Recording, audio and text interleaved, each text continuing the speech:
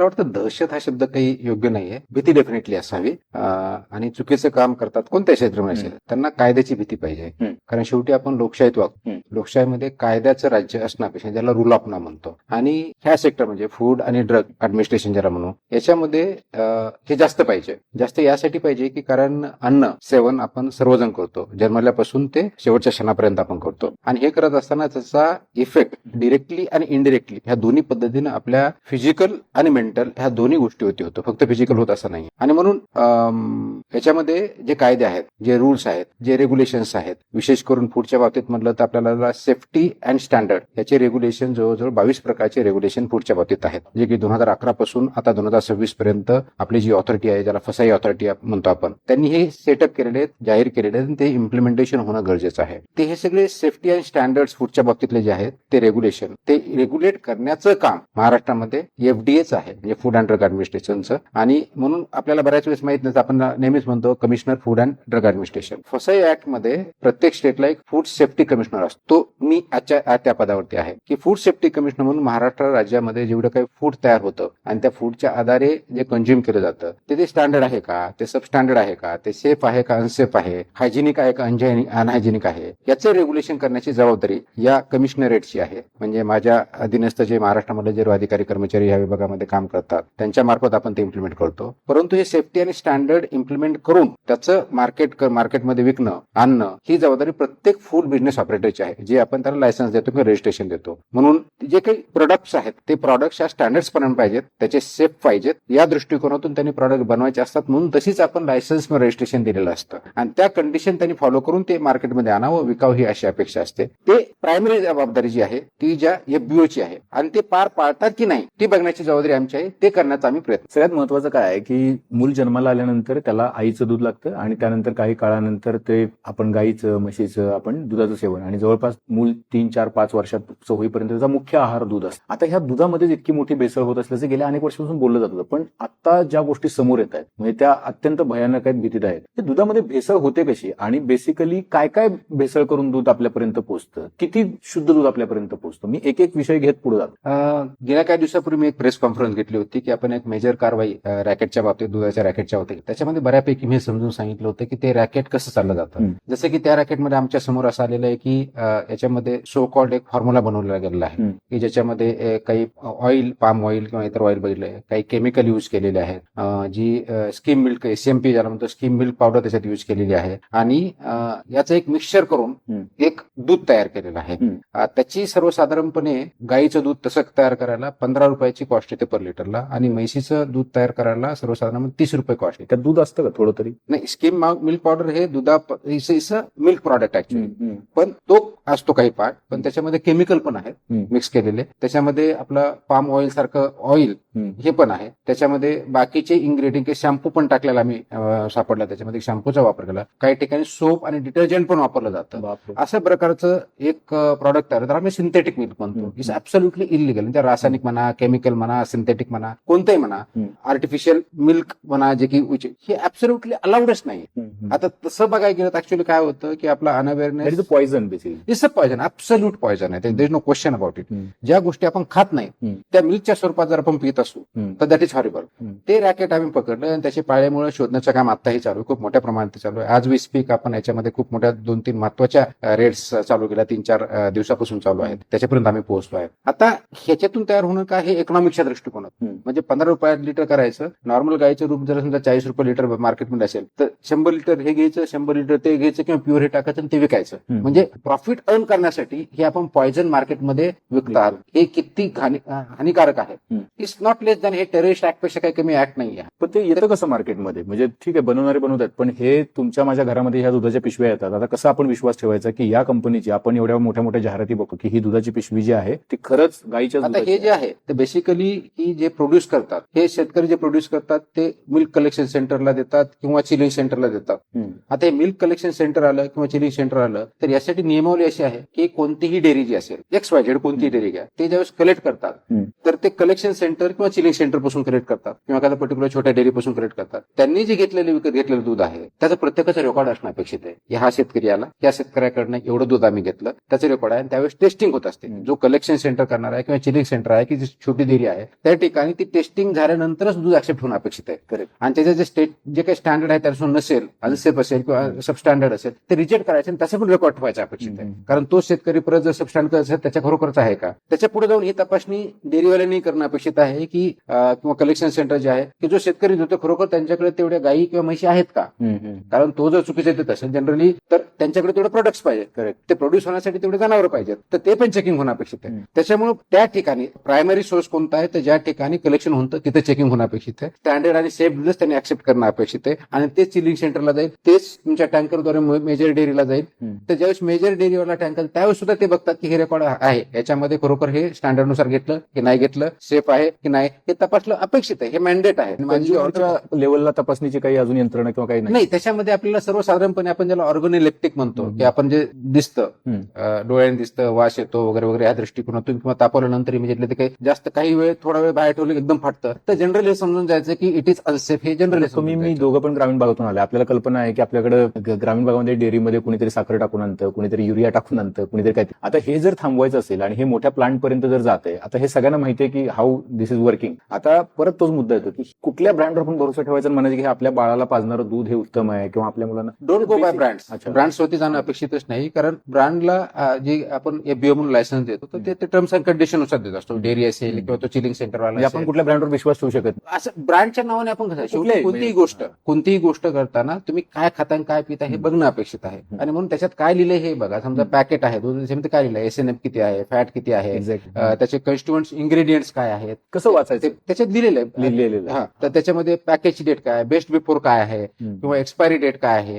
या सगळ्या गोष्टी वाटल्या तर बाय अँड लार्ज आपल्याला गोष्टी कळतात. ऑफकोर्स आपल्याकडे काही तिथे इन्स्ट्रुमेंट असणार नाही की ज्याच्या माध्यमातून करू शकू, पण बऱ्याच वेळेस असं वाटतं की आपल्या दुधावर जास्त साय आली म्हणजे चांगलं. मोस्ट लाईकली त्याच्यामध्ये युरिया पण असू शकतो, त्याच्यामुळे इमिजिएटली साय, दिस इज ऑल्सो पॉसिबल. तर ह्या गोष्टी काही आपण ज्यावेळेस शेतकरी म्हणून आपण मी राहिलेलो आहे, तू राहिलेला असेल, तर त्याच्यामध्ये हे डेफिनेटली कळतं की काय काय होत, वास कसा येतो हे जनरली आपण बघत. म्हणजे मी तर डेअरी चालवलेली आहे. एक्झॅक्टली. तर हे जे करत असतो तर याच्यामध्ये दोन भाग आहेत. एक जे याच्यामध्ये एफबीओज आहे त्यांनी कोणत्याही प्रकारची चूक करता कामा नाही, कारण हे प्रत्येकाच्या आयुष्याशी निगडीत आहे. तुमचा, माझा, त्यांचा मुलगा, आई, वडील, पत्नी, कुणीतरी ते खाणार आहे, पिणार आहे आणि त्याच्यामधून त्याच्या शरीरावरती आणि मनावरती परिणाम होणार आहे. त्याच्यामुळे प्लांट्स आहेत सर, ह्याच्यावर रोज चेक करणं शक्य, मॅन्युअली इट इज पॉसिबल. त्याच्यामध्ये रेग्युलेटरनी प्रत्येक दिवशी चेक करणं अपेक्षित नाही, परंतु प्लांटवाल्यांनी डेली प्रत्येक प्रॉडक्ट चेक करणं अपेक्षित आहे, त्याचं रेकॉर्ड मेंटेन करणं अपेक्षित आहे. करतात. That is what we are checking, that is your event. काय तुमच्या समोर आलं? नाही, बऱ्याच गोष्टी आल्या. जसं की सांगितलं की अशा प्रकारचं एक रॅकेटच आलं तर त्याच्या पुढे आम्ही जातोय. आम्हाला ज्या काही गोष्टी दिसत आहे की बऱ्याच वेळा असं सांगितलं जातं की आम्ही करतोय, तर त्याच्यामध्ये HACCP नावाचा एक कन्सेप्ट आहे ज्याला हॅझर्ड अनालिसिस क्रिटिकल कंट्रोल पॉईंट. ही एखादी फॅक्टरी आहे, दुधाची फॅक्टरी आहे, ते रिसीटच्या वेळेस एक्झॅक्टली दूध परत तिथं टेस्ट करायचं. म्हणजे ज्यावेळेस तो कुलिंग सेंटरवाला घेतो त्यावेळेस त्यांनी चेक करायचं आहे, चिलिंग सेंटरला गेलं तर त्यांनी चेक करायचं, त्याचे रेकॉर्ड ठेवायचे. तिथून त्या प्लांटला गेला तर प्लांटवाला रिसीट त्यावेळेस सुद्धा चेक करायचं. म्हणजे या ठिकाणी कुठेही जरी आढळलं तर रिजेक्ट झालं पाहिजे, आउट ऑफ द सिस्टम गेला पाहिजे, ते डिस्ट्रॉय झालं पाहिजे. हे मॅन्डेट आहे, इट इज नॉट ऑप्शनल. हे कोणत्याही पद्धतीचं ऑप्शनल नाहीये. हे मॅन्डेट जर आहे तर ते पाळणं गरजेचे. म्हणून आपल्या अधिकाऱ्यांनी मी सांगितले की चेकिंग जास्त वाढवा, त्याच्यामुळे दुधाकडे आपण जास्त लक्ष देत आहोत. आणि म्हणून त्याच्या ऑर्डर काढल्या. पहिलं प्रथमतः मी यावेळेस काय केलं की सगळे डेअरीवाले किंवा मिल्क इंडस्ट्रीमध्ये लोकांना बोलून घेतलं होतं, त्याची मिटिंग मी घेतली. एफडीएच्या इतिहासात पहिल्या वेळेस अशी गोष्ट घडली आणि समजून सांगितलं की प्लीज तुम्हाला रूल्स माहिती आहेत, त्याचे परिणाम काय दाखवले की नाही. मग त्यांचं बरंच आलं की नाही आपल्याकडे तेवढं फक्त बोललं जात तसं नाही. तर मी त्यांना आपल्या हेल्थ डिपार्टमेंटचा जो सर्वे असतो तो सर्व डेटा त्यांच्यासमोर दाखवला. इंडियाचा डेटा दाखवला, महाराष्ट्राचा दाखवला. महाराष्ट्रामध्ये जवळजवळ 32% सॅम्पल्स हे सब स्टँडर्ड किंवा अनसेफ आलेले, हे नॅशनल सॅम्पल सर्वेचा डेटा सांगितला. अचानकपणे 45 लाख लिटर दूध जे येत होतं ते थेट 25% कमीच झालं या महिन्यात. तो एक्झॅक्टली डेटा माझ्याकडे नाही, कारण डेटा डेअरी विभागाकडे पुढच्या काही काळामध्ये हा डेटा आपल्याकडे येईल अशी व्यवस्था निर्माण करतो आहे, जेणेकरून आपल्याला कळेल काय. पण डेफिनेटली आपल्याला बऱ्याच ठिकाणी दिसतंय की बऱ्याच डेअरी किंवा बऱ्याच कलेक्शन सेंटर्स किंवा चिलिंग सेंटर्स हे बंद झालेले आहेत. हे दिसतंय. तो याचाच परिणाम. एक तर सब स्टँडर्ड असतील, म्हणजे पाणी टाकलं तरी त्याला सब स्टँडर्ड होतं, अनसेफ असू शकेल असे प्रॉडक्ट असतील, किंवा कुणाला एसएनएफ किंवा फॅट वाढायचं मग काहीतरी साखर किंवा इतर काहीतरी गोष्टी साखरल्या असतील, हे चालणार नाही. Because we are playing with the live of the people. आणि म्हणून त्या दृष्टिकोनातून कायदा एवढा स्ट्रॉंग आहे की याच्यामध्ये अनसेफ फूड जर आलं तर त्याला लाईफ इम्प्रिझनमेंट आहे. हो, yes, it is life imprisonment. आम्ही ते प्रोसिक्युशन करणं गरजेचं. आणि म्हणून मी अनसेफ फूड असलं की आपण प्रोसिक्यूटच किती केसेसमध्ये म्हणजे आपण लॉजिकल एंड पर्यंत आपण जाऊयात. म्हणजे त्या पद्धतीने मी सांगितलं जसं की याच्यामध्ये दुसरी बाजू आहे की त्याला लॅब टेस्ट घ्यायला पाहिजे, लॅब टेस्ट आला पाहिजे वेळेत, त्याच्यानंतर प्रोसिक्युशन झालं पाहिजे. ही प्रोसेस आम्ही स्पीडअप केली. त्यासाठी अनेक तुकाराम मुंडे लागतील, डोळ्यात तेल घालून लक्ष ठेवायला. आय थिंक प्रत्येक जणांनी व्हिजिलंट पाहिजे. ऍज अ सिटीजन म्हणून व्हिजिलंट पाहिजे, ऍज अ कंझ्युमर म्हणून व्हिजिलंट पाहिजे, आणि ऍज अ बिझनेस पर्सन म्हणून सुद्धा व्हिजिलंट पाहिजे. कारण तुमची एक चूक तुमचा धंदा बंद करू शकते. म्हणजे तुमचं आयुष्य ऍज अ एफबीओ म्हणून किंवा बिझनेस पर्सन सुद्धा संपू शकतं. ती एक चूक सुद्धा एखाद्या व्यक्तीने चुकीचं पेटलं म्हणून त्याचं आयुष्य संपू शकतो. आयुष्याची खेळतोय आपण. So let us not play with the live of people. फार सेन्सिटिव्ह गोष्ट आहे. सेन्सिटिव्ह आहे, महत्वाचं आहे, आपण सगळेजण बघू. आणि म्हणजे सेफ्टी आणि स्टँडर्ड हे 2006च्या अगोदर काय होतं किंवा 2011च्या इम्प्लिमेंटेशनच्या अगोदर की आपला prevention of food adulteration act होता 1954चा. म्हणजे अन्नधान्यामध्ये अडल्टरेशन थांबवण्यासाठी होता. हा जो ऍक्ट आला हा सेफ्टी आणि स्टँडर्डच्या बाबतीतला आहे. तो चेंज 360 डिग्री आहे. क्या बात. आणि हा 360 चेंज झाल्यामुळे आपलं आयुष्य चांगलं व्हावं या दृष्टीने सगळे फूड प्रॉडक्ट त्या दृष्टीने असावेत हे अपेक्षित आहे. आणि म्हणून ते रेग्युलेट करण्याची जबाबदारी तेवढी जास्त महत्वाची आहे. फक्त रेग्युलेट मी प्रत्येक जसं महाराष्ट्रामध्ये 12 लाख पेक्षा जास्त एफबीओ रजिस्टर्ड आहेत. त्याचे प्रॉडक्ट्स मिलियन्स आणि बिलियन्स मध्ये आहेत. ते प्रत्येक शक्य नाही, परंतु सॅम्पल बेसिसवरती इन्फोर्समेंट कंप्लेंटच्या आधारे आम्ही डेफिनेटली चेक करू, रिस्क बेस असेसमेंटच्या आधारे करू. पण हे चेक करणारा जो कंझ्युमर आहे तो डेफिनेटली चेक करू शकतो. म्हणून तो कंझ्युमर अवेअरनेस जास्त महत्वाचा आहे आणि त्यांनी पार्टिसिपेट होणं जास्त करेल. एक नॅशनल रिपोर्ट होता ज्याच्यामध्ये म्हटलं होतं की जितकं दूध आपल्याला उत्पादन होत नाही तितके जास्त विकलं जातं आणि त्याच्यातून लक्षात आलं आता दूधच असं आहे तर पनीर कुठून येतं मग मार्केटमध्ये? पनीर लबाबदार, पनीर टिक्का, पनीर तर आपण मसाला. थोडंसं डोकं वापरलं त्याच्यामध्ये खूप लॉजिकल गोष्ट आहे. सर्वसाधारणपणे मी मार्केटून माहिती घेतली तर 1 किलो पनीर तयार करण्यासाठी किती दूध लागतं? जनरली 5-6 लिटर दूध लागेल 1 किलो पनीर तुम्हाला दुधापासून बनवायचं असेल. असं गृहीत धरू की आपल्याला ते 60 रुपये लिटर दूध मार्केट म्हणजे डेअरीचं अवेलेबल म्हैसीचं दूध जरी पकडलं 5 ते 6 लिटर म्हटलं तर it will go to 300 to 350 rupees. त्याचं फक्त दुधाची कॉस्ट जाणार आहे. बाप. त्याच्यानंतर मग प्रोसेसिंगची कॉस्ट लागणार आहे, पॅकेजिंगची कॉस्ट लागणार आहे. ह्या सगळं बघितलं तर तो कशाही परिस्थितीत 350च्या वरतीच राहील. मार्केटमध्ये मात्र 150, 200, 250 रुपयाचं ज्या ते पनीर भेटतं आपण समजून जायचं की ते होऊ शकत नाही. बेसिक टेस्ट आहे ही बेसिक टेस्ट आहे की जर तुम्हाला कोणताही पनीर तुम्हाला 350-300 रुपयाच्या खाली जर भेटत असेल तर त्याच्यामध्ये डेफिनेटली अडल्टरेशन आहे, प्युअर नाहीये. पनीर म्हणजे काय? Paneer is a milk product, 100% milk product की ज्याच्यामध्ये प्रोटीन आहेत त्याच्यामुळे मुद्दाम करतो. करेक्ट. राईट. आता फक्त मिल्क सगळ्यात मोठा त्याच्यामध्ये 100% मिल्क पाहिजे, nothing else. That is paneer. आता 5 लिटर जरी म्हटलं आणि 60 रुपये दिलं 300 रुपयाचं फक्त दूध होणार आहे. मग ते बनवण्यासाठी उकळण्यासाठी लागणारे फ्युएल आहे, त्याच्यात लागणार कस्ट आहे, त्याच्यानंतर लागणार पॅकेजिंग आहे, ब्रँडिंग आहे, याची कॉस्ट ऍड केली. मला नाही वाटतं 350, 400, 500च्या खाली काही येऊ शकेल म्हणून. मग मार्केटमध्ये तुम्ही 200-250 स्वस्त म्हणून दूध द्या तर स्वस्त म्हणून तुम्हाला भेटणार म्हणजे स्वस्त नाही भेटत आहे. ते ऍब्सोल्युटली पॉइझनस प्रॉडक्ट आपल्याला भेटतात. तर हे आपण केअरफुली कशापासून बनतंय हे analogue so called analysis palm oil त्याच्यामध्ये बऱ्यापैकी आम्हाला खूप मोठे इन्ग्रेडियंट जे केमिकल पण बऱ्यापैकी सापडले. गेल्या वर्षभरामध्ये जे काय आम्ही चेकिंग केले त्याच्यामध्ये जवळजवळ 40% पनीरमध्ये अडल्टरेशन अनसेफ सापडतं. So it's quite heavy number. तर दॅट इज नॉट ऍक्सेप्टेबल. आणि म्हणून आता जे तुम्ही म्हणताय की आम्हाला मार्केटमध्ये भेटायला गेलं त्याचं कारणच हे की हे तुम्ही एखादा पॉयझनस पदार्थ खाण्यापेक्षा न खाल्लेलं is always better. So don't drink and eat poison. थोडंसं चौकस जर राहिलं तर I think as a consumer खूप मोठ्या प्रमाणात हॉटेल्सवरती पण कारवाया होत आणि मग इटरीज ज्या आहेत मोठ्या मोठ्या इटरीज वरती कारवाया झाल्यात. नागपूर असेल, मुंबई. काय काय आढळतं इटरीज मध्ये? काही ठिकाणी अनसेफ म्हणजे तुम्ही म्हणाल की हायजीन पण पाळलं जात नाही, काही ठिकाणी उंदरं दिसली, काही ठिकाणी आम्ही व्हिडिओज मध्ये बघितलं, काही ठिकाणी घाण दिसलेली आहे. काय खातो आपण? एकदा महाराष्ट्राला कळू द्या. महाराष्ट्रातले लोक जवळपास मला तर असं वाटतं की महाराष्ट्रात जेवण बनतं की नाही, इतके लोक हॉटेल्समध्ये आणि त्याच्या बाहेर वेटिंगला असतात. काय खातात लोक? मला हेच वाटतं की आपण बाहेर जात खाताना ज्यावेळेस कोणतीही गोष्ट म्हणजे पाण्यापासून अगदी फूड पर्यंत कंझ्युम करतो ते काय कंझ्युम करतो हे बघितलं पाहिजे, काय खातो किंवा पितो हे बघितलं पाहिजे. जनरली आपण जे घेतो त्याच्यावरती ब्रँड असतो, ब्रँडवरती त्याचे इन्ग्रेडियंट असतात. आपण जास्त काय बघतो? किंमत. पहिली गोष्ट आपण काय बघतो? किंमत. बरोबर. I think that is we make first mistake.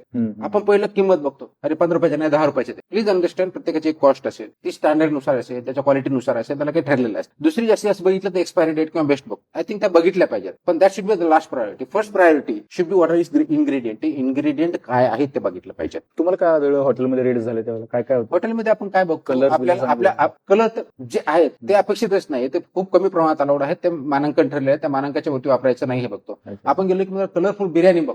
ते colour please under is a chemical. Colour is a chemical. तो केमिकल बनवलेला आहे. कॉम्बिनेशन कमी जास्त मध्ये आहे. तर कलर झाला म्हणजे चांगलं, काही ते दिसायला चांगलं म्हणजे चांगलं डेकोरेटिव्ह फूड. हे दिस इज नॉट एक्सपेक्ट. तुम्ही आपण चांगल्या म्हणजे बऱ्याच ठिकाणी जे बघतो, कुणी बाहेर गेल्यानंतर बघतो तर त्याच्यामध्ये कलर फूड तुम्हाला भेटणार नाही. तुम्हाला दिसायला चांगलं फूड पाहिजे का खायला चांगलं पाहिजे ही पहिली गोष्ट तुम्ही ठरवा. फूड एक खायची गोष्ट आहे, बघण्याची नाही, दिसण्याची नाही. तर ती आपण लक्षात घेतलं पाहिजे की जी गोष्ट ज्या पर्पज साठी निर्माण झाली आहे त्याचा पर्पज जो आहे तो सर्व होतो की नाही हे आपण तपासलं पाहिजे. रोज तपासणं शक्य म्हणजे हॉटेलच्या आता हॉटेलमध्ये आपण तुमचा जो बेसिक प्रश्न आहे गेल्यानंतर लक्षात आहे की आपण टेबल कसा सर्व केला जातो, तिथं स्वच्छतेने हे बघतोय, चांगली गोष्ट आवश्यक. किचनमध्ये जो येतो तर किचन मधून कसं येतंय हे बघणं as a regulator, as a food business operator यांची जबाबदारी आहे. ते कोणताही प्रॉडक्ट अनहायजेनिक प्रोसेसमध्ये आणि अनहायजेनिक कंडिशन बनवला की इट बिकम्स अनसेफ. आणि unsafe food is equal to life imprisonment. एवढं साधी डेफिनेशन आहे. बाकी बऱ्याच त्याच्यामध्ये अनसेफ फूड मध्ये डिफाईन केलेलं आहे. डायरेक्ट तुरुंगवास आहे. हो, लाईफ 7 वर्षापासून लाईफ इम्प्रिजनमेंट. ऑफकोर्स ते प्रूव्ह करावं लागेल की त्याचा टेस्ट लॅब लागतील, ते प्रोसेस पाळले की नाही लागेल, आम्हाला ते प्रॉसिक्युटिंग करावं लागेल, हे सगळं होईल.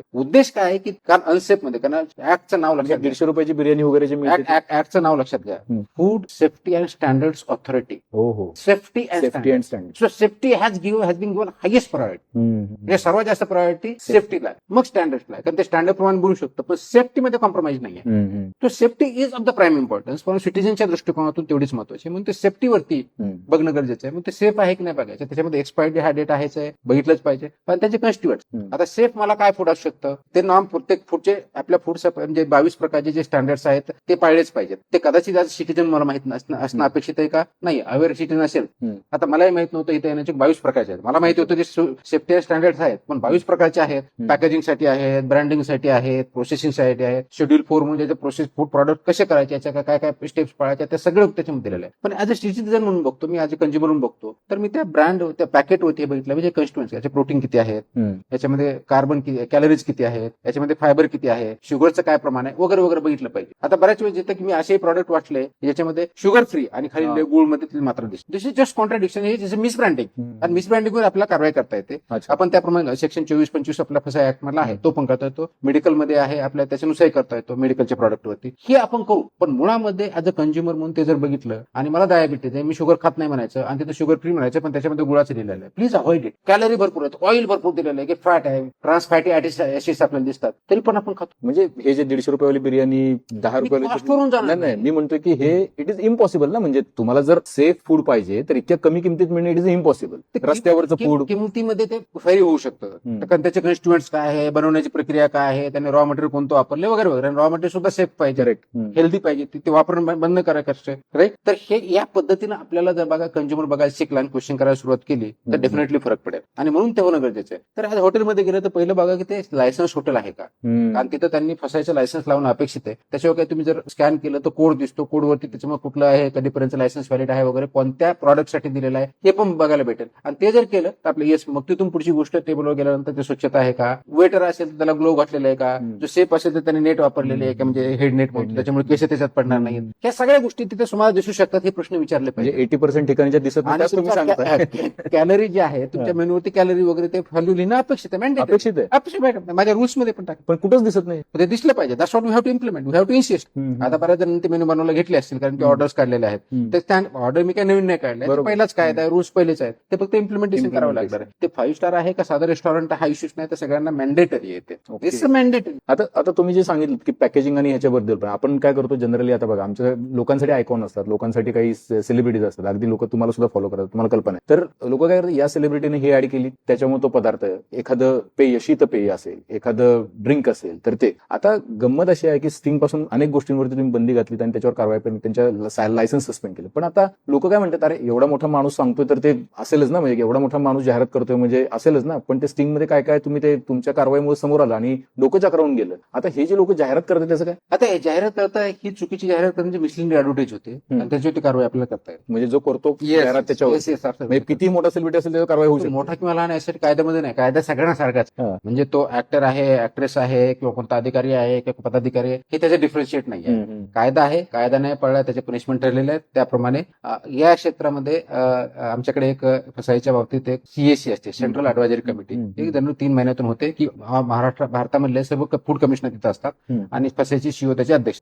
त्याच्यामध्ये गेल्या याच्यामध्ये आम्ही याच्यावरती डिस्कशन केलं आणि याच्यामध्ये हे डिस्कशन झालं की याचा जरा स्ट्रिंजेंट वापर करा, की जे मिसलिडिंग ऍड करतात किंवा ऍडव्हर्टाईज करतात चुकीच्या, त्यांच्यावरती करा. हे डिस्कशन पण झालं, आपण याच्यावरती करूयात. आणि आता हे सुरू होत आहे, म्हणजे की हा अवेअर नाही. त्याच्यामुळे माझं हे आव्हान आहे की जे कोणी ऍडव्हर्टाईज करतात त्या प्रॉडक्टची ज्या गोष्टी आहेत त्या फसाई नॉर्म्स पर्यंत आहे की नाही अगोदर तुम्ही चेक करा. कारण त्यांची एफबीओ म्हणून जबाबदारी आहेच, पण ऍडव्हर्टाईज करताना तुमची तेवढीच जबाबदारी आहे. जर त्याच्यात चुकीचं निघलं तर तुम्ही तेवढे लायबल आहे की तुमच्यावरती कारवाई होईल, आणि त्या आम्ही करणार आहोत. त्याच्यामुळे याच्या ज्या क्षेत्रामध्ये जे कोणी काम करत असेल त्यांनी हे बघितलं पाहिजे की आपण ज्या प्रॉडक्टचं स्पॉन्सरिंग करतो, ऍडव्हर्टाईज करतो, तो ऍज पर द नॉर्म्स आहे का नाही आहे, का मिसलीड आहे. हे का मिसलीड असेल तर करू नका, कारण that is you are equally liable. तुम्ही हे म्हणू शकणार नाही की मी ऍडव्हर्टाईज घेतली, माझा काही संबंध नाही, कॉन्ट्रॅक्ट मध्ये लिहिलं नाही. इट डझंट मॅटर तुम्ही कॉन्ट्रॅक्ट मध्ये काय लिहिलंय, कशात लिहिलंय. माझ्या दृष्टीने ते मिसलिडिंग आले, मिसलिडिंग आलं नाहीये, तुम्ही केली, तुम्ही जबाबदार. मला असं वाटतं की हे सगळ्यांनी सगळ्यांनी लक्षात ठेवा, जे कोणी ऍड मध्ये आहेत आणि या बिझनेसमध्ये आहेत, सेलिब्रिटी आहेत, त्यांनी की तुम्ही जी ऍड करताय त्याच्याबद्दल जरा अवेअर राहण्याची गरज आहे. सर तुम्ही ते स्टिंग आणि बाकीच्या सगळ्या शिटप्यांवरती ज्या मधल्या काळात कारवाई झाल्या ते लक्षात असं आलं की ते मुलांसाठी ऍडिक्टिव्ह आहे, त्याच्यामध्ये सिडिटिव्ह आहे. इट इज मोर याच्यामध्ये ते कॅफिनेटेड बेव्हरेजेस म्हणतो, म्हणजे नॉन अल्कोहोलिक बेव्हरेज कॅफिनेटेड म्हणतात. तर कॅफिनेटेड बेव्हरेज असतं त्याच्यामध्ये कॅफिन अलाउड आहे पर्टिक्युलर पर्सेंट, पण ते किती आहे एका लिटरच्या पाठी कॅफिनेटेड मध्ये 150 to 300 मिलीमीटर एका लिटर मध्ये आपण अलाउड एका लिटर मध्ये. It's a huge quantity. Sugar percent लिहिलेलं आहे तिथं. आता प्रॉडक्ट बनवताना कदाचित तो लिगल नॉर्म मध्ये बसत असेल, पण त्याच्यावर एक वाक्य पण लिहिलेलं आहे की not advisable to the people, म्हणजे children below 18 years of age, 18 वर्षाच्या खालच्या मुलाला ऍडवायजेबल नाहीये, लॅक्टेटिंग वुमन किंवा प्रेग्नेंट वुमनला ते ऍडवायजेबल नाही, हे लिहिलेलं आहे. बॅन नाहीये पण लिहिलेलं आहे, म्हणजे वॉर्निंग आहे. आता ज्यावेळेस ऍडवायझरी दिली आहे, हे मॅन्डेट आम्ही केलेलं आहे शासनाने, तर नागरिकांनी हे त्याची कंप्लाय केला पाहिजे, वापरू नये. एवढी साधी गोष्ट त्याच्यावर लिहिलेलं आहे. तुम्ही जर व्यवस्थित वाचलं लिहिलेलं आहे की not advisable to this class of people, की children below 18 years of age, lactating woman, pregnant. पण ते लहान पोरं जातात, काहीतरी दुकानात आणायला पाठवलं जातं की हे घेऊन ये ते घेऊन ये. तर याच्यामध्ये जेवढी सर्वात जास्त चूक ही पेरेंट्सची आहे. पेरेंट्सने त्याप्रमाणे हे सवय लावल्या पाहिजेत की हे अलाउड नाही. तर वाटलं हे बघा इथे लिहिलेलं आहे, आणि त्याचा इम्पॅक्ट काय होतो, तर कॅफिनेटेड तुम्ही ड्रिंक करता अडिक्शन होणार. कॅफिनेटेड अडिक्शन, ते अडिक्शन झालं की मग त्याचे कॉन्सिक्वेन्सेस जे होतात, त्याच्यामध्ये शुगरचं खूप मोठ्या प्रमाणात आहे, आणि कॅफेन आणि शुगर हे कॉम्बिनेशन आहे. Please understand impact of it. म्हणून ह्या सगळ्या ज्या चुकीच्या गोष्टी होत आहेत, बिकॉज आपल्या काही सवयी, चुकीच्या पद्धतीचं फूड येणं, ते आपण कंझ्युम करणं. तुम्ही जर आता बघितलं तर इंडियामधला हेल्थ ज्याला किंवा डिजीज बर्डन ज्याला म्हणतो आपण टर्म असते, की टोटल 100 लोक जर आजारी पडत असेल तर कोणत्या प्रकारचे आहे. इंडिपेंडन्सच्या वेळेस कम्युनिकेबल डिजीजचं प्रमाण 70% होतं, आता ते 30% गेलं, आणि नॉन कम्युनिकेबल डिजीजला एनसीडी म्हणतो 70% पर्यंत गेलं. हे नॉन कम्युनिकेबल डिजीज म्हणजे कोणते, हे फॅटनेस वाढणं, कार्डिओव्हास्क्युलर डिजीज येणं, कॅन्सर होणं, हे सगळे कशाचे परिणाम आहेत, आपल्या लाईफस्टाईलचे. लाईफस्टाईलचा मेजर पार्ट आपण काय कंझ्युम करतो हा आहे, आणि ह्या गोष्टीकडे आपण दुर्लक्ष करतो, हा सर्वात मोठा प्रॉब्लेम आहे. म्हणून सर्वात मोठं जर काम कुठं व्हायचं असेल तर ह्याच्यावरती व्हावं लागेल. म्हणून हा अवेअरनेस असणं आणि नागरिकांनी याच्याकडे खूप मोठ्या प्रमाणात कटाक्षाने लक्ष देणं गरजेचं आहे. आपल्या ज्या सवयी आहेत त्या चूक सवयी आहेत, ते बंद केले पाहिजेत. आणि जे फूड बिझनेस ऑपरेटर याच्यामध्ये काम करतात त्यांनी हे चुकीच्या पद्धतीचं प्रॉडक्ट बनवतात, त्यांचं काय, त्यांच्यावर पण कारवाईची आहे की लहान मुलांना विकू नये काही प्रोडक्ट्स, याच्याबद्दल पण ऑफकोर्स त्याच्यामध्ये नियम आहेत, ते इम्प्लिमेंट करणं गरजेचं. जसं की शाळेच्या बाबतीत तर तिथे आपली कमिटी असते मुख्याध्यापक, आणि मुख्याध्यापकांनी ती कारवाई करायची असते, त्यांच्या मदतीला आपले सगळे एजन्सीज असतात. तर सर्व शाळा यांनी हे बघितलं, मॅनेजमेंटच्या आहेत त्यांनी, आणि मुख्याध्यापक इन पर्टिक्युलरली की विदिन 500 मीटर ज्या गोष्टी बॅन केल्या तिथं राहणार नाही, असं करत असेल तर त्याला इमिजिएटली बंद करायला लावणं. सर्वात महत्वाची गोष्ट की तिथे पॅरेंट टीचर असोसिएशन असतं, कमिटी असते, ती या गोष्टी नाही मुख्याध्यापक करत नाही, एफडीए करत नाही. एफडीएला तुम्ही सांगितलं, माहिती भेटलं, आम्ही येऊन रिपीटेडली कारवाई करू, त्याच्याबद्दल दुमत नाही, आम्हाला दिसलं आम्ही कारवाई करू. पण प्रत्येक शाळामध्ये प्रत्येक गल्लीमध्ये जाणं शक्य नाही. पण प्रत्येक शाळेमध्ये मुख्याध्यापक आहे, प्रत्येक शाळेमध्ये पेरेंट्स आहेत, ते तिथले तिथे कारवाई करू शकत नाही, अशी तर काही परिस्थिती नाहीये. बरोबर. तर त्याच्यामुळे ही एक मुवमेंट होणं गरजेचं आहे. वेदर शाळेच्या बाबतीतली असेल, चुकीचे प्रॉडक्ट आपले मुलं खाणार नाही किंवा पिणार नाही या बाबतीतली असेल, तर ह्या सवयी आपल्याला लावाव्या लागतात. आणि ह्या जर लागल्या, एक मुवमेंट जर झाली, मला वाटतं की मला जर काय विचारलं की मला जर काय अचीव्ह करायचं आहे, तर मला वाटतं ही मुवमेंट नागरिकांमधून होणं, आणि त्या दृष्टीची सवय चांगलं फूड खाण्याची आणि हेल्दी लाईफ जगण्याची, हे जर करू शकलो आपण सर्वजण मिळून, अजून that will be really good achievement. एवढे सगळे कायदे असताना पण शाळांच्या शेजारी टपऱ्या 300-400 मीटर मध्ये आणि त्यांनाच ते प्रतिबंध असलेले प्रोडक्ट्स विकणं, याच्यावरती कारवाई करण्याची जबाबदारी पोलिसांची पण आहे, याच्यावर कारवाई करण्याची जबाबदारी शाळेची पण आहे, त्याच्यावरती कंप्लाय करण्याची जबाबदारी पालकांची पण आहे. पण हे इतक्या कॅज्युअली का आपल्याकडे आहे? What is your opinion? मला काय वाटतं की बेसिकली आपण प्रत्येक, आपल्याकडे निंबी सिंड्रोम, मी नेहमी म्हणतो की निंबी सिंड्रोम, त्याला मी म्हणजे नॉट इन माय बॅकयार्ड, त्याचा शॉर्ट फॉर्म मी केलेला आहे, की शिवाजी जन्माव दुसऱ्याच्या घरात. ठीक आहे, हे दुसऱ्याने करावं, म्हणजे कोणी करावं, शाळेने करावं, मुख्याध्यापन करावं, शाळा म्हणते पेरेंट्सने करावं, दोघ जण काय म्हणतात एफडीए करावं, एफडीए काय म्हणतं माझ्याकडे मॅन पॉवर नाही, मला ते शक्य नाही. तो टपरीवाला काय म्हणतो मी पैसे कमवतो, ते विकत घेतात म्हणून मी विकतो, मला धंदा करायचा, मला जीवन जगायचं. प्रत्येक जण दुसऱ्याकडे बघतो, दुसरं कोणीतरी करेल.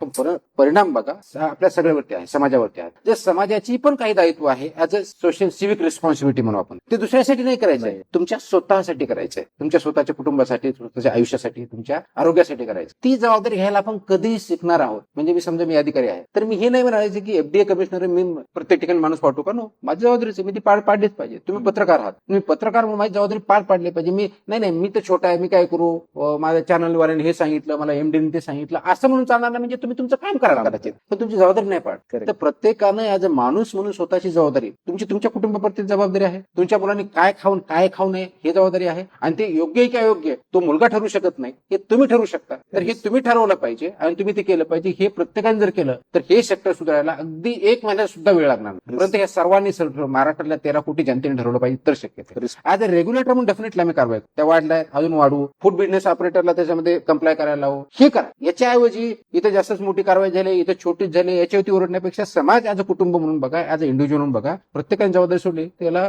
रेग्युलेशन कम्प्लाय व्हायला काहीही वेळ लागणार नाही. तुम्ही डिमांड सप्लायचा जो असतो, पण सर्वात महत्वाचा ऍज अ इंडिव्हिज्युअल म्हणून सर्वात जास्त आत्मीयता जबाबदारी ही आपल्या कुटुंबाप्रती असते. Correct. ती जर आपण पाळली आय थिंक मला असं वाटतं रिस्पॉन्सिबिलिटी शब्दाचा अर्थ तुमच्या इतकं उत्तम कुणी आतापर्यंत समजून सांगितलं होतं. तुम्ही या उत्तरामध्ये सांगितलंय की रिस्पॉन्सिबिलिटी आहे, म्हणजे तुम्ही काम करणं आणि तुम्ही रिस्पॉन्सिबिलिटी पार पाडणं याच्यामधलं अंतर जे आहे ते तुम्ही समजून घेतलं. मला असं वाटतं की हे फार महत्वाचं त्याच्यामध्ये मला वाटतं की रिस्पॉन्सिबिलिटीचा बरेच जणांनी आपण अर्ज खूप लाईटली घेतो. फार महत्वाचा शब्द. त्याचं इंग्लिशमध्ये स्प्लिट आहे, म्हणजे response and ability. So your ability to respond to a situation हा त्याचा अर्थ आहे. आता तिथे विकताय, विकून नाही द्यायचे हे इलिगल आहे, पण कंझ्युम करायचे की नाही तुमचा अधिकार आहे, हा डेफिनेटली आहे. रेग्युलेटर म्हणून डेफिनेटली आमची जबाबदारी, आम्ही ते पार पाडू. कमी पडत सुद्धा इम्प्रूव्ह करू. डेफिनेटली आम्ही कमी पडतोय याच्यात दुमत नाही, पण ते इम्प्रूव्ह करू. त्याचे काही कन्स्टेंट आहेत ते कन्स्टेंट ओव्हरकम करू. पण as a parent, as a माणूस म्हणून तुमची काय जबाबदारी आहे? How do respond? मुलगा पितोय, बाकीचे मुलं पितात, माझ्या मुलांनी पिलं पाहिजे का? नाही, कुणीच नाही पिलं पाहिजे. जर ते कॅफिनेट ऍडवाइज आहे शासनाने किंवा त्या फूड प्रॉडक्ट वाल्याने तिथे लिहिलेलं आहे, कदाचित त्यांनी छोटं लिहिलं असेल, ते खूप बारीक अक्षर. ठीक आहे, त्याच्यावरती आपण रेग्युलेटर म्हणून जे काय करायचे ते करू. पण आहे ऍडवायजेबल, नॉट ऍडवायजेबल असताना आपण काय करू? नाही ठीक आहे, लिहितात असं नाही. त्याच्या पाठीमागं हे ज्यावेळेस स्टँडर्ड ठरवले गेले गव्हर्नमेंट ऑफ इंडियाने म्हणजे FSSAI आणि टाकले गेले, याच्यावरती तर सायंटिफिक कमिटी बसते. प्रत्येक प्रॉडक्ट डिफाईन करताना त्याचे काय स्टँडर्ड असावे त्याचा अभ्यास केला जातो. त्याचे परिणाम काय होतात हे सायंटिफिकली, जे सायंटिस्ट आहेत, फूड सायंटिस्ट म्हणून टेक्नॉलॉजी सर्वजण आहेत, हे बघितलं जातं आणि मग ते स्टँडर्ड तयार केले जातात आणि त्याच्यानंतर पब्लिश केले जातात. तर याच्या पाठी खूप कष्ट घेतलेले. फक्त ते पेपरच राहिले तर त्याचा काही फायदा होणार नाही. ते आपल्या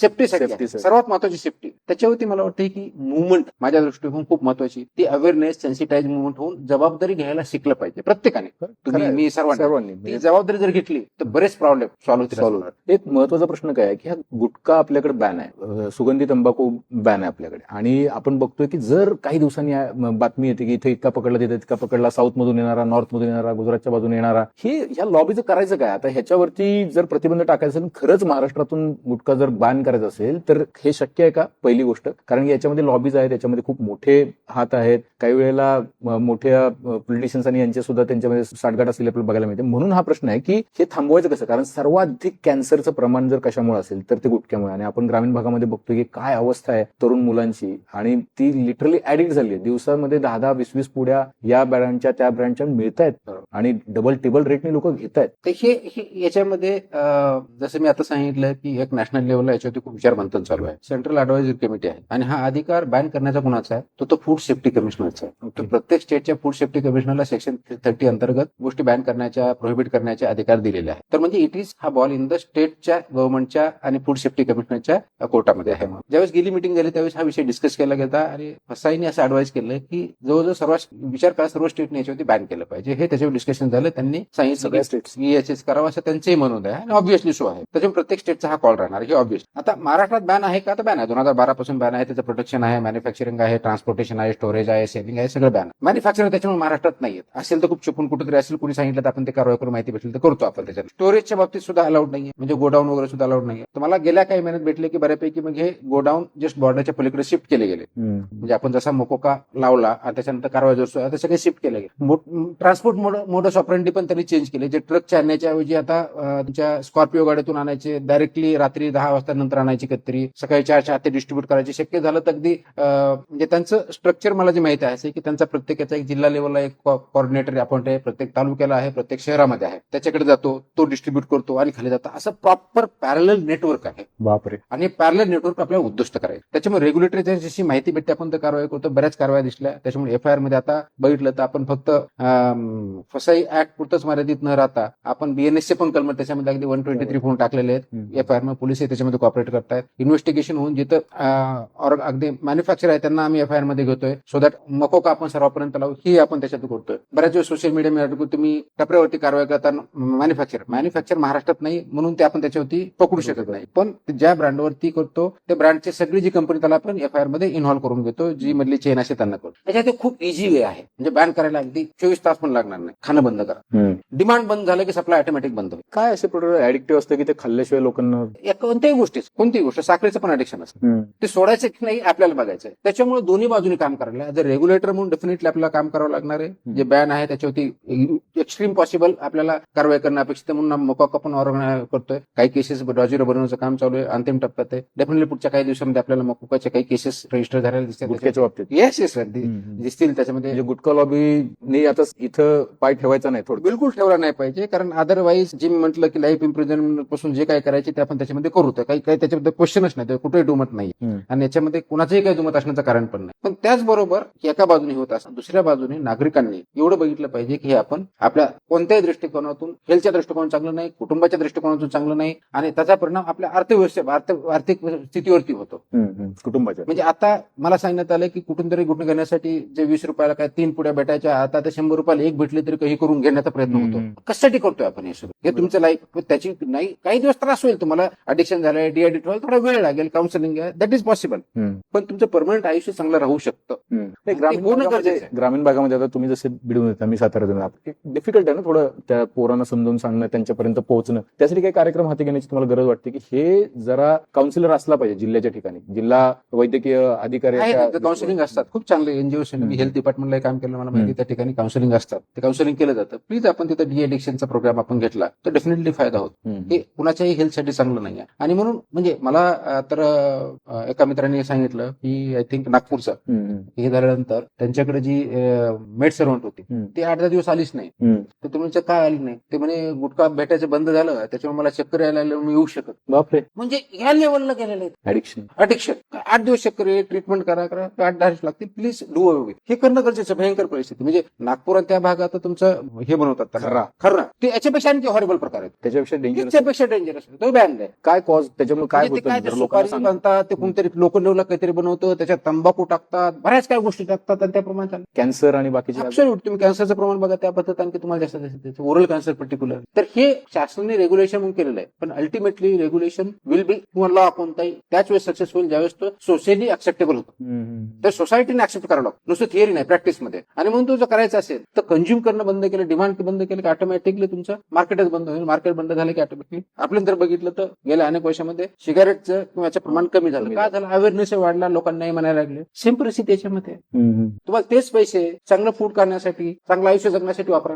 लॉबीचा काय परिणाम होतो बघा, दुधाची पण मोठी लॉबी आहे, कारण हे सगळे मोठे मोठे उद्योजक आहेत, मोठे प्लांट्स आहेत, हजारो कोटीचे. तर ह्या लॉबीचा काही कारवायांवरती तुमच्या काही इम्पॅक्ट होतो? आता गुटखा लॉबी, दूध lobby, paneer lobby, hotel lobby, हे सगळे आता भीतीत आहेत. म्हणजे बरं, तुमच्याकडे याची काही त्यांची हिंमत नाही कुठल्याही पद्धतीच्या रिकन्सिलेशनसाठी, त्यामुळे पण तुम्हाला त्याचा कधी दबाव येतो तुमच्यावर? नाही, मला नाही वाटत. मी दबाव अँगलने घेतच नाही. म्हणजे करेक्ट, कुणाची काही रिक्वेस्ट आली, कुणी काही सांगितलं, तो कोणत्या तोंडाने सांगणार किंवा तुम्हाला याच्या गुटख्यावरती कारवाई करू नका, अनसेफ दूध होते, कोणत्या तोंडाने आपण सांग. So it is not expect. काही येस, तुम्हाला जसं वाटत असेल की काही आमचा कायदा इम्प्लिमेंट करणाऱ्या अधिकाऱ्यांनी काही चूक केली, डेफिनेटली मला काहीच अडचण नाही. Will look into it. आपण त्या नियमानुसार ऍब्सोल्युटली ओपन टू दॅट. माझी विनंती एवढीच आहे की हे स्वतःचं आयुष्य आहे, स्वतः ते आयुष्य विकत घेऊन विष खाऊ नका आणि आयुष्य वाटोळ करू नका. दिस इज व्हॉट आय से. ते जरी केलं तर आपलं खूप मोठ्या प्रमाणात चांगलं आयुष्य जगू शकतं असं मला. तुम्ही ज्या वेळेला जाता बाहेर वगैरे, तर येस मी आवडतो, मला कल्पना आहे तुमची वेळ झालेली, पण तुम्ही ज्याला बाहेर जाता वगैरे, तुम्ही कधी बाहेरचं काही फूड खाता? तुम्ही काही? मी तसे मला रेअरली आहे, म्हणजे फूड खातच नाही असं नाही, पण रेअरली जातो. तेवढं म्हणजे मला नाही आवडत बाहेरचं फूड. तेवढं काही फेमस जॉईंट वगैरे आमच्यासारखं, आम्ही सामान्य लोक, मला हे इथलं हे आवडतं. माझा फेमस जॉईंट म्हणजे घरचं फूड, जे काय ते घरी. त्याच्यामुळे तुमचे फिटनेस जो आहे तो त्याचं काय, आपली हेल्थ आपल्या हातात असते. येस, म्हणजे काय म्हणतो त्याला, अन्न शरीरासाठी खायचं का टेस्टसाठी खायचं हा एक प्रश्न असतो. आपण बऱ्याच वेळेस बऱ्याच सेलिब्रिटी बघतोय, त्याची बॉडी एवढी 6 पॅक आहे, हे आहे, त्यांना विचारणं तो लक्षात होतं की बाबा मी काही खाऊ शकतो, म्हणजे मला टेस्ट पाहिजे असेल ना, मसाला खाण्याची सवय व्हायली. हे these are not essential. Minimum जेवढे एसेन्शियल ते आपण खाल्लेच पाहिजे. तर सर्वात जास्त गरज आपल्या प्रोटीनची असते.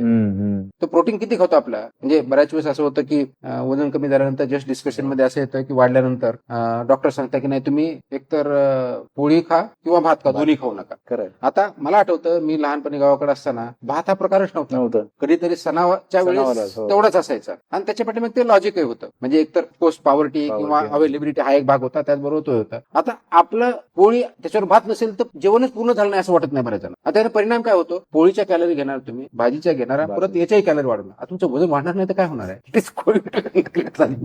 तर हे थोडंसं आपण हे बघितलं पाहिजे, ट्विकिंग केलं पाहिजे. आपली लाईफस्टाईल हे चेंज करणं गरजेचं आहे. घरच्यांवर किती अन्यायकारक आहे. तुम्ही म्हणणार की हे खाल्लं तर हे होतं, हे खाल्लं तर हे होतं. ते 2 लहान आहेत घरात, त्यांची पण काही वेळेला मागणी असेल ना, त्यांचं काय. लहान मुलांची रिक्वायरमेंट वेगळी आहे, वेळेनुसार रिक्वायरमेंट आपल्या शरीराची वयानुसार वेळेनुसार. त्याच्यामुळे त्यांना बाहेर जाऊच नका म्हणतो असत नाही, पण जे खायचे थोडं ऐकतात का तुमचं?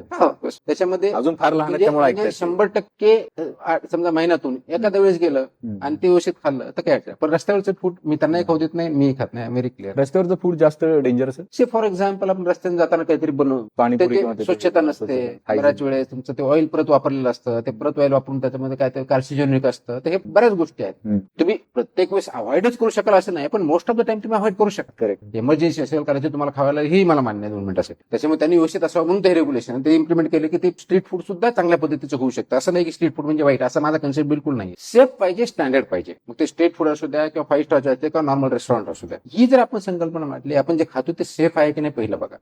हे बघितलं तर निश्चित आपण फरक पडतो. लाईफस्टाईल चेंज करावी लागेल. तुम्ही शोभता फूड अँड काय सेफ्टी मध्ये, कारण की तुमचं फिटनेस एकदम तगडा आहे. त्यामुळे ते जर चांगलं खाल्लं तर असं राहता येईल, असं लोकांना कमित कमी सांगता येईल. आपण सर्व जर त्याच्यामध्ये होऊ शकतो. Eat right campaign government of India करतं, आपण सगळे करतो. ईट स्कूल मध्ये चांगले कॉम्पिटिशन आहे, त्याच्यामध्ये आपण करतो. ईट प्लेसेस आहेत आपल्या त्यामध्ये, इव्हन आपले जे याचे स्थळ आहेत, धार्मिक स्थळ आहेत, त्या ठिकाणी सुद्धा आपण कॅम्पेन घेतो. तर ह्या सगळ्या गोष्टी बघताना की खरोखर आपलं जे सेवन आहे ते योग्य आहे की नाही अयोग्य, हा प्रश्न विचारायला सुरुवात केली, ऑटोमॅटिक बराच फरक पडेल. आणि मला वाटतं की तीच परिस्थिती जे प्रोड्युसर्स आहेत एफबीओ त्यांनी जर वापरला तर शेवटचे 2 छोटे प्रश्न आहेत, मी अगदी संपवतो कारण तुमची वेळ झालेली आहे. तुम्हाला भीती वाटते कधी एवढ्या अजस्त्र यंत्रणेला तुम्ही हेड ऑन घेत असता, कुठलंही डिपार्टमेंट असतं, आम्ही कधीही तुम्हाला काय असं बघितलं नाही, बेधडकच बघितलेलं आहे, बोलताना वागताना कारवाया करताना, आणि अगदी तुम्हाला तिथून जावं लागलं तरी तुम्ही काय त्याचं वैषम्य बाळगत कधीच भीती नाही वाटत? कधी नाही असं वाटत अरे भीती या अँगलने नाही, पण बेसिकली बेधडक म्हणण्यापेक्षा मी सिस्टमॅटिक असतो. आणि मी हे बघतो की आपण जो करतोय तो आपला भूमिका काय आहे आणि ते काय पार पाडतो की नाही. म्हणजे 100% करेक्टली पार पाडण्याचा माझा प्रयत्न असतो. सक्सेस होतो की नाही हा पुढचा भाग आहे, पण प्रयत्न तर डेफिनेटली केला. पण भूमिका या दृष्टिकोनातून बघितल्यानंतर बरेच कामगार आपल्या समोर येताना दिसतात. मग त्याच्यामध्ये ज्या ज्या चुकीच्या गोष्टी असतील त्या दूर केल्या पाहिजे, योग्य त्याला पुढे नेलं पाहिजे आणि ही अशी इम्प्रुव्हमेंट करत नेली पाहिजे. हा माझी नेहमी भूमिका असते. मग याच्या अगोदरचे डिपार्टमेंट बघा किंवा त्याच्या अगोदरचे बघा, हे काम करताना त्या पदाची भूमिका जी आहे